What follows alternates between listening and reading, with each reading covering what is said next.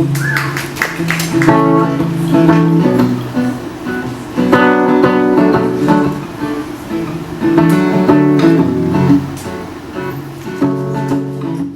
Safaricom International Jazz Festival is, for me, I think, one of Africa's greatest music platforms for jazz music.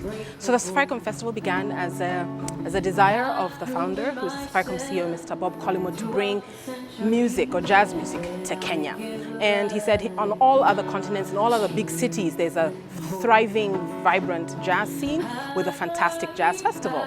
And so if you look at Africa already, we have something in Cape Town, something in Joburg. I think in Cairo they have a fantastic festival, but around the world, if you talk about New York, you talk about London, you talk about Tokyo, there are festivals. And it's not because we don't have musicians, just that there was no platform. So he said, can we do it? And so it began. And so our festival, different from other festivals, has partners around them. So we have country partners, and then we have the local musicians. But I think one of the biggest objectives of the festival, the first one, is to raise that level, to bring Kenyan jazz music to the forefront. And so that's what the festival has done. In fact, I was doing my head count the other day. We've had 14 jazz bands over the last 5 years who've played at the festival, some of whom were heard for the first time on the Safaricom International Jazz stage. That's how the ideas of Africa Nouveau came about. We wanted something that was very rooted in African identity, not just Kenyan identity, something that would bring Africa to Kenya.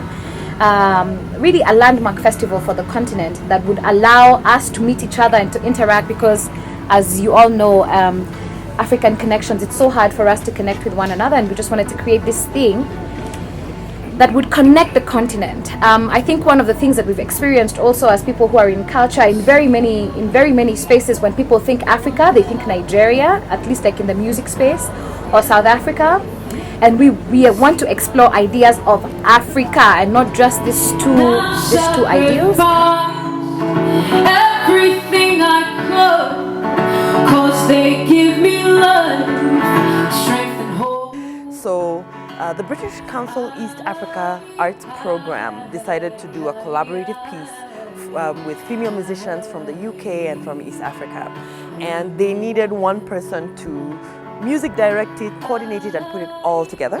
And that person is me.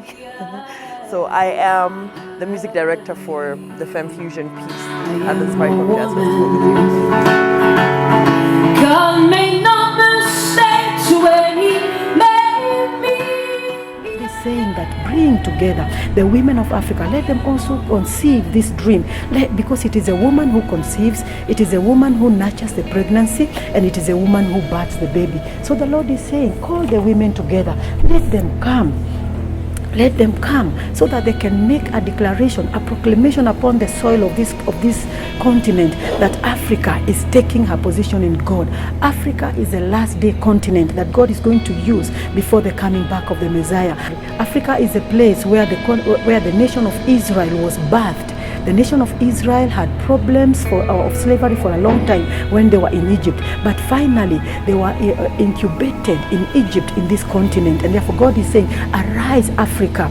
I am incubating a new thing before my son comes back. So that is why we are meeting as mothers and daughters to begin raising this proclamation and this shout, so that we are calling the women of Africa to arise. It's starting in Kenya, in Nairobi, and we want to spread to the rest of the country, and then to Uganda, to Tanzania, to Ethiopia, to Somalia, to Sudan, and going down to Southern Africa, Northern Africa, Western Africa, and Eastern Africa.